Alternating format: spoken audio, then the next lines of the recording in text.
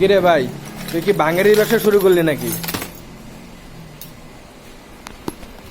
আরে না, তোমার এই যে এটা হলো একটা নাটের ডিব্বা। এই নাটের ডিব্বা থেকে মূলত নাট খুঁজতেছি। এত নাটকে এই জায়গায় নাটের ডিব্বা তো বুঝলাম, এত নাটকে এটা কি বাঙালির ব্যবসা শুরু করছিস নাকি?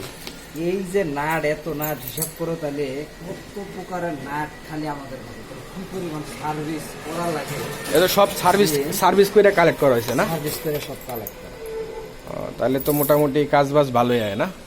কাজ বাজ ভালো কি খারাপ জানি না, তবে সবসময় বিজি থাকতে হয়। একটার পর একটা আছে কাজ। সকাল 10টা থেকে রাত 12টা প্রত্যেক দিন একটা রুলস হয়ে গেছে, নিয়ম। আচ্ছা, আর এইটা হলো সার্ভিসিং সাইডটা না? এটা তো সার্ভিসের স্পেয়ার সাইডগুলো আমাদের রাখা। এখানে আরও নতুন কিছু স্পেয়ার্স আরও ঢুকবো।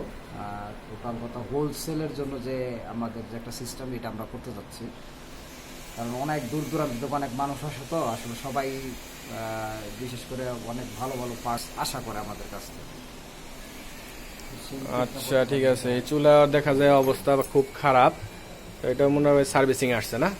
আর সার্ভিসিং আসছে, এটা যে কাস্টমারের, এটা পরবর্তীতে একটা ভিডিও আলোচনা করবো যে আমরা এই ব্যাপারের চুলাগুলো আসলে কেন গ্লাস ভেঙেছে এবং এই গ্লাসটা কী কারণে ভাঙছে। আশা করি সামনে ভিডিও একটা পাবেন। তো এটা নিয়ে আমরা একটা ভিডিও করবো রিসেন্টলি, আপনারা কীভাবে এই চুলাগুলো ব্যবহার করেন।